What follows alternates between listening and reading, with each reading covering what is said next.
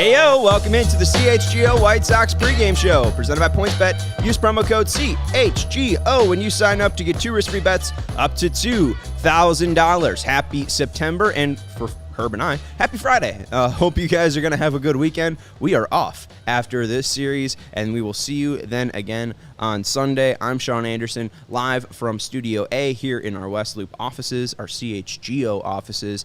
Again, I'm Sean Anderson. You can follow me on Twitter at Sean_W_Anderson. Alongside me, as always, is Herb Lawrence. Hello. You can follow him on Twitter at Ecknerwall23. He's the CHGO White Sox community leader. We have a lot to talk about on today's CHGO White Sox pregame show. Luis Robert is about to be a father, so congratulations to him. We'll talk about the fallout of that and how it affects the White Sox roster. We'll also talk about some September call-ups. I said there was 2 clear, obvious names that would be called up, and it was 2 completely different guys. So we'll talk about that. We'll talk about the starting lineup that I think is a little bit interesting, and then we'll talk about the pitching matchup because it's Cueto Day. So hopefully you're having a good Friday. Hopefully you're having a good Cueto Day. I know it's Thursday, but it's my Friday, so I'm going to keep saying Friday. Let's talk about Luis Robert. It's the big news outside of the September call-ups. There have been some roster moves. The rosters have expanded to 28 players. They can have 14 pitchers and 14 players, a max of 14 pitchers. And they called up Matt Foster from AAA and Adam Hazley, Purple Hazley, up to the Major League roster. And then the tweets started coming out from our people at the ballpark. Vinny Duber said, Miguel Cairo informs that Luis Robert flew home for the birth of his child. He doesn't expect Robert's absence from the team to last a full week. He said that the arrival of Adam Hazley with the expanded rosters made putting Robert on the paternity list unnecessary. And then Vinny tries to follow it up by saying, I get why this strikes as weird, and it is, but I also think there is some vastly overvaluing of what freeing up that roster spot would do. Before today, Robert to the IL would have brought up Hazley, who would have been so far down outfield depth chart, he probably would have only rarely played. Now Hazley's here, so Robert goes IL/paternity, and what? They bring up another position player who would rarely play. Chances of needing that guy, especially given other 5 guys they play in the outfield, are slim. And remember that there's a limit on how many pitchers they can carry. So that's Vinny basically saying that 14-14 split. We'll just leave it at there right now, and we'll probably go back and reference it. But what do you make of the White Sox not putting Luis Robert on the paternity list? And with the September rosters expanding, do you think it makes sense? No, not at all. Like, he should have been on the IL a long time ago with his injured wrist, which he hurt in, I think, the Detroit series, which was mid-August. And then we saw him play in the Baltimore series, which we knew he was not good, especially with the bat. If they put him on the IL in that first game of the Baltimore series, he would have been eligible to come back tomorrow.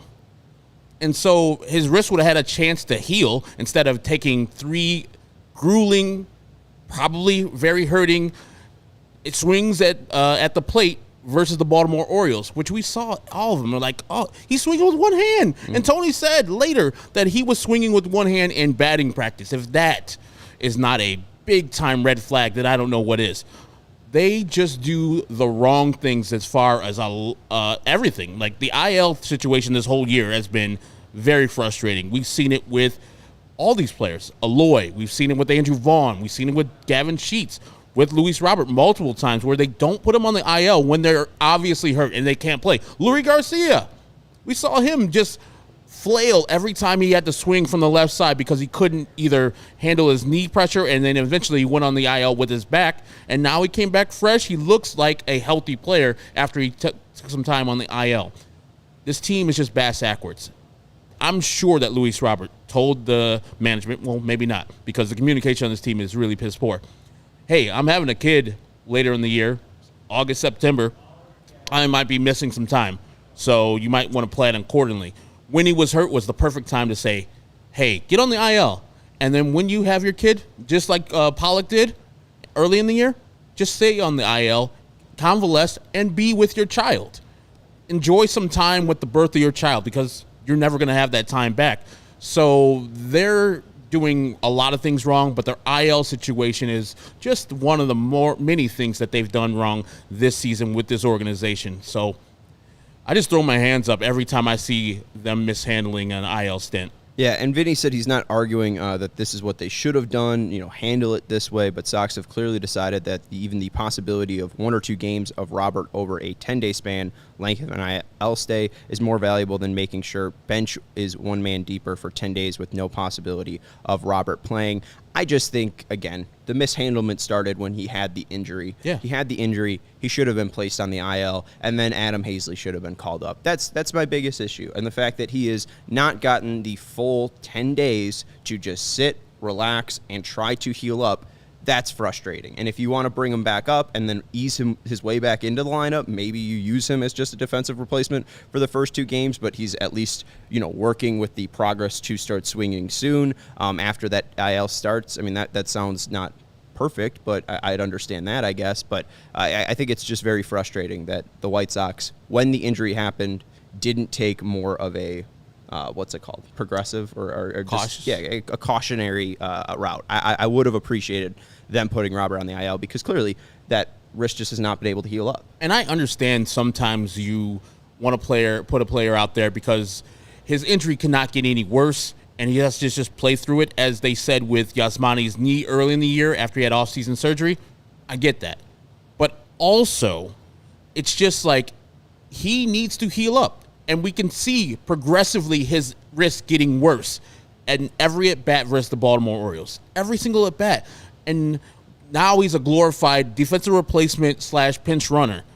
What does that do for anybody? He can't steal. Right. Like, he hasn't stole a base as a pinch runner. So what the is he being a pinch runner for? He's out there in center field to catch balls. I mean, I get it. For an inning? Yeah, I get it. I mean, no ball was hit out to him last night. A.J. Pollock can do that. He did it all game long, and you kept Gavin Sheets in right field last night. If you're going to defense to replace anybody, replace him. And then, Luis Robert goes in for center and then put A.J. Pollock in right.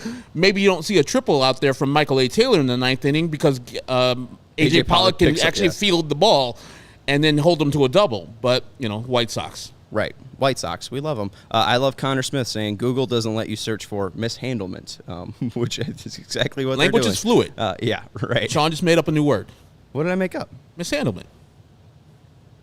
Oh, I see. I read that as a real word. I honestly just embrace that. No, you made it up. That's good. I was listening to some old Terry and Dan Bors and Bernstein show, and they were doing a Who Ya Crappin', and Sarah Palin compared herself to William Shakespeare for making up a word. And then she roastily got crapped for that. So I was just wanted to say reflexively, I'm like William Shakespeare, making up new words in the English language like mishandlement. So yeah, let's go and look at the lineup without Luis Robert and see what that looks like. Elvis Andrus continuing to be your leadoff man at shortstop. Batting second, Andrew Vaughn out in left field. Batting third, Jose Abreu at first base. Batting fourth, Eloy Jimenez at designated hitter. Batting fifth, Gavin Sheets in right field. Batting sixth, Yasmani Grandal in center field. Batting seventh, A.J. Pollock in center.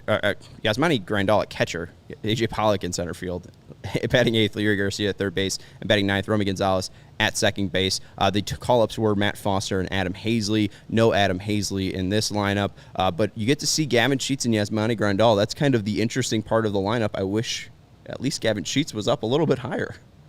I don't understand why he thinks that Gavin Sheets is just some also-ran and puts, A.J. Pollock in front of him?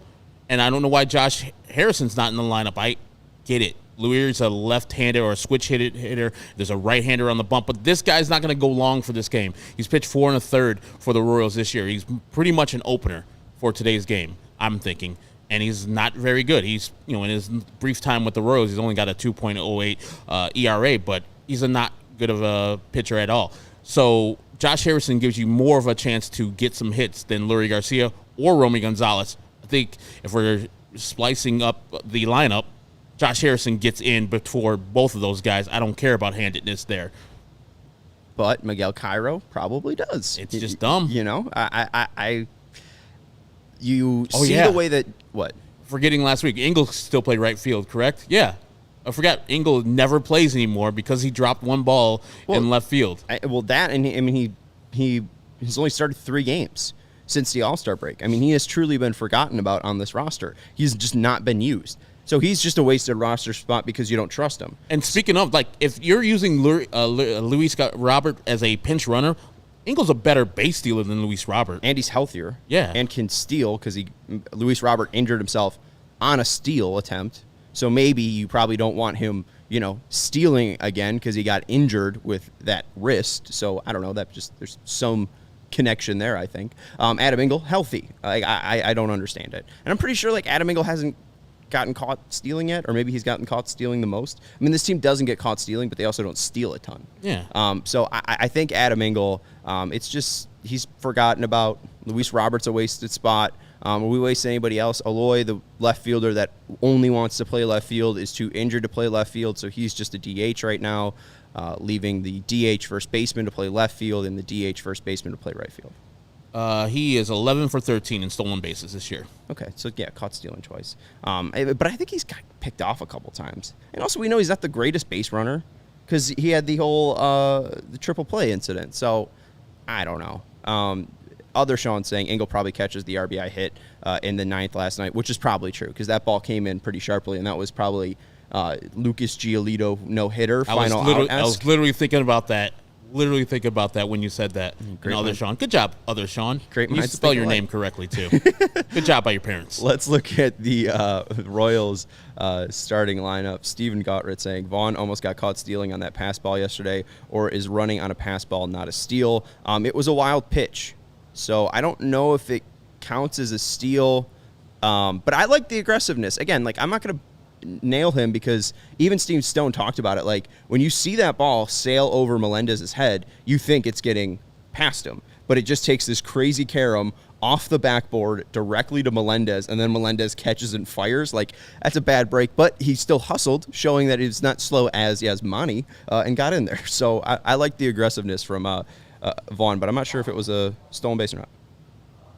I just think he has to know his speed and err on the side of caution every time he thinks that taking the extra base. With the single he hit yesterday when Michael A. Taylor threw him out at second, take a little pause and say, hey, I got a piano on my back and I'm playing it. I shouldn't go to second. I'm going to stay my ass right here at first base. Yeah, no stolen base for Vaughn Andrew last Vaughn. night, but Romy Gonzalez got caught stealing on the failed hit and run attempt that so Elvis, bad. but Elvis Andrus made up for it in the same at bat, nailing a home run. So I can't get too upset.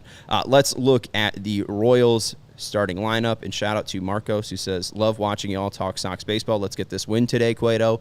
I agree. Excited to see Johnny Cueto. Shout out to our guy Steven for putting a Michael Massey photo from ILL I up there. Finally got you for one there. Royals lineup leading off, MJ Melendez in left field. Batting second, Bobby Witt Jr.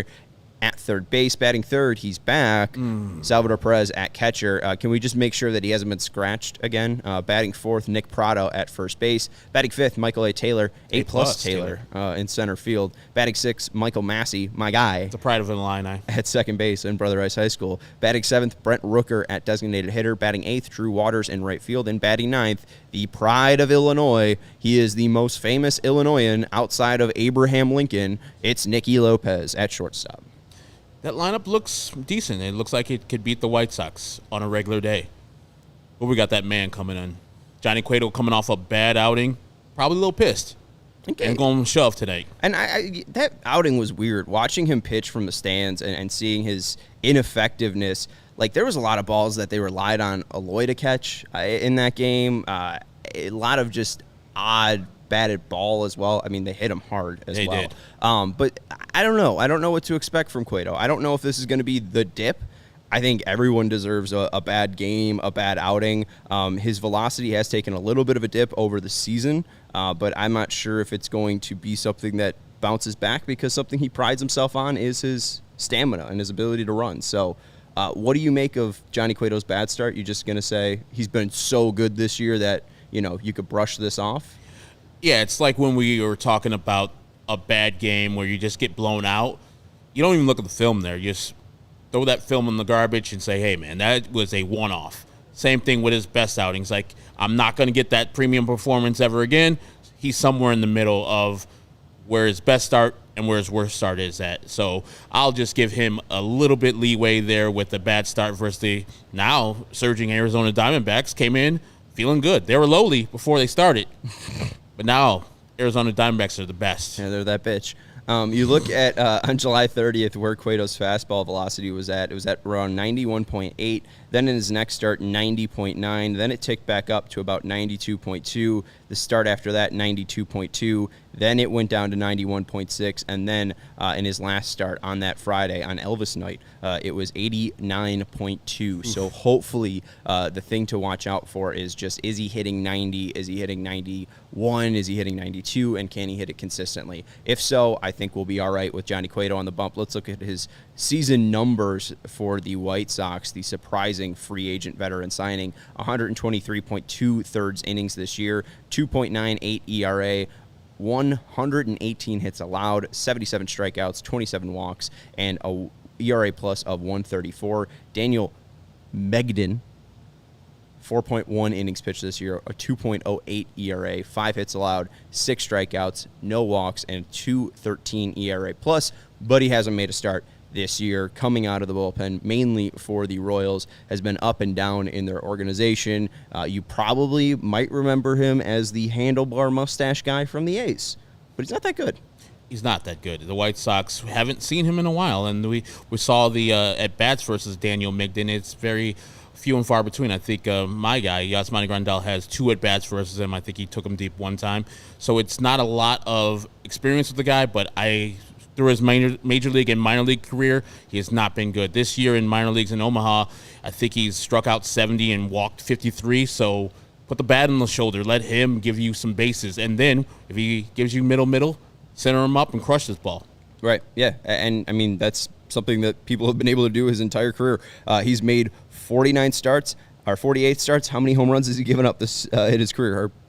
I would say 48. 42. Not too bad. So, I mean, he's basically given up a homer for every start that he's had. And he's made some bullpen appearances, so he's not fully been just a starter. But you look at what he has not done, I guess, in Omaha this year. A 4.55 ERA in 17 game starts, a whip of 1.47. I really think the White Sox should have a good day. And I wouldn't be surprised, too, if he doesn't pitch that long, because he's given up 16 home runs down in Omaha this year. So it's not a great guy they're throwing out there, but they're probably going to try to get 2 innings from him, and it'll be mainly a bullpen day for the Sox. So a very winnable game. If anything, if any game out of this slate has been winnable, this is mainly the one. Chris Bubich has shut you down a couple times before. Lance Lynn's been kind of rocky. You look at the Tuesday game, Giolito's been up and down, and he's been rocky. Brady Singer's been so good historically against you. Johnny Cueto has been good against the Royals, has been good all year. Daniel Megden, very bad for his career. The White Sox should win this one. As we say that, we know the White Sox are going to go out there and look at first pitch strike, swing at a ball that's outside the zone, and then look at the third strike right in the zone and look at the umpire and like, oh, is that a strike? No, center these balls up. This guy is no damn good. It's a 110 start. Breeze should be good. It's a warm weather day. Ball should be going out of the ballpark. They've hit 5 home runs in the last 2 games versus the Royals. I expect them to match the effort from Tuesday's game where they hit 3 home runs. And we got our guy Gavin Sheets back in the lineup. I expect him to leave today, too. White Sox. Go, White Sox. PointsBet Sportsbook is counting down the days until the football season kicks off with a new offer every day. From now until September 8th, PointsBet's Power Hour will unlock a new daily offer from 12 to 1 p.m. Central Time. Sign up for PointsBet now using code CHGO to get 2 risk-free bets up to $2,000. It's very weird watching these people stare at us through the little conference room over there. They're all just staring at us. It's very weird. Don't miss out on your chance to get daily access to free bets, boosted odds, and so much more now through September 8th. Right now, you got a free college football bet on PointsBet. I got a $2 free college football bet. I could put it on Louisiana Tech at plus 840. You should put it on Louisiana Tech versus Missouri. And you know what? I could win, I think, about let's see. If I use my free bet, $2, I can win $16. I can win $16 when Louisiana Tech defeats Missouri. MIZ. Nothing? Nothing. No school pride. No school pride over there from CHGO Cubs guy Ryan and watch Herrera. This. ILL. I. See, and he's not even an alum. I didn't even go there. He didn't even go there. So what you should do is download the PointsBet app, use code CHGO when you sign up, and if you make a $51 or more first-time deposit, you'll receive a free CHGO membership, which unlocks all of our web content, and you'll even get a free shirt of your choice from a CHGO locker. So download the PointsBet app today and use code CHGO to take advantage of this limited-time offer. Don't just bet. Live your bet life with PointsBet. If you're someone who has a gambling problem and wants help, call 1-800-GAMBLER for crisis counseling and referral services. Herb, yes. Are you betting on the White Sox today? Today, I would not bet on the White Sox because everything looks good. They have a better lineup, I believe, than the Royals lineup. Their pitcher is better than the Royals pitcher. We've been in this situation time and time again where we're like, oh, free eats. We're going to win this game. Yesterday, Chris Bubich sucks. We only got 2 runs off of him in 6 innings. They still won? I mean, they still won because our guy was a little bit better. We got to him a little bit. We crushed the guy on Tuesday. And Brady Singer, we lose because Lucas Giolito sucked. I don't believe the White Sox are they're definitely favorite. I don't feel like they can win this game. I don't think they will win this game because they're the White Sox. What up, Ryan? If you follow Sean and put your boost on Louisiana Tech today, I hope you lose. That's Ryan Herrera from I'm not CHGO using my boost, Cubs. man. It's a free bet, and I'm just going to make easy money off your team. You're just losing fumbling the boost, that bag. man. You're just wasting your boost on a bad pick. Why is Missouri going to win? Tell me in 3 words. Why are they going to win? Yeah, Because tell me in better 3 than words. Louisiana Tech. They're better than Louisiana You Tech. want 3 words? They are better. There you go. Okay, thank you, Ryan 3. Herrera. You can follow Ryan on Twitter at Ryan_A_Herrera. There you go. Just like a man of my own And word. go to his Twitter after the Miznaz Tigers lose this game tonight. Yes, and spam them. Anyways, the Sox are going to win tonight. I think the Sox will win. I'm predicting 6-2. I like them on the run line at -1.5. You can get them plus 105. It's plus money. I think it's a good bet. I think the White Sox will be able to handle Daniel Megden. I think that Gavin Sheets has been nice. I think Yasmani has made solid contact. Maybe he's able to unload. Jose will be able to hit him. I'm not worried about this guy, all right? I'm not either. I think the Sox win 6-2, and we'll see a series win today. Click to pick. I'm going Gavin Sheets. You're going Yaz. And I said Gavin's going to hit a home run today, and I believe Yasmani's going to hit a home run there. So what? But I don't believe Yasmani's it'll is be going to go further? I don't believe it'll be enough. Okay. I think Johnny Cueto will shove, but I'm going 4-2 Royals. So 2 solo shots. 2 solo shots, and then the bullpen blows it? Yeah. Great. Love that. Can't wait for Remember, it. I just said there's 4 guys you could trust. And remember, Tony/Miguel Cairo don't like to put in premium guys when they're not ahead. It's going to be like 2-2 in the 8th inning. They're going to bring in Ruiz or something like that, and he's going to give up the booty for 2 runs, and the White Sox going to lose. Steven, mark it just because if it happens, I think this man deserves a vacation. I think someone should, fly him out somewhere. Give this man a Somewhere week hot. off. Yeah, from White Sox baseball. I mean, you're going to Hotlanta. I am going to Hotlanta. So, I'm going to call it My Lanta because I'm going to be in there. There you go. Yeah. Herb Lanta. Anyways, join us for the CHGO White Sox post-game show after this one. Make sure to subscribe to the CHGO Sports YouTube channel and hit the notification bell to let you know when we go live after today's game. Vinny Duber will join us from Guaranteed Rate Field. We will talk about Tony La Russa if there's any more updates from him. Apparently, Rick Hahn might be speaking on Friday if there are some test results from Tony La Russa's medical update in Phoenix. So we will talk to Vinny post-game from Guaranteed Rate Field. And also, there was a topic brought up by your old friend, Lawrence Holmes, and the score yesterday, and I think we should talk about it. So we'll do all of that. It's about that's intriguing. It's about everyone's favorite topic, That's Frank a Minichino. tease. That's a tease. If you want some Frankie Minichino talk, join us on the post-game. But that's going to do it for Herb Lawrence. You can follow him on Twitter at Ecknerwall23. And I like your title you have there. And the horse that rode in on him, that's an old Les Grobsing thing. Rest in peace, Les. I miss him. Sky Point. And I'm Sean Anderson. You can follow me on Twitter at Sean_W_Anderson. We will see you after the game. Go White Sox.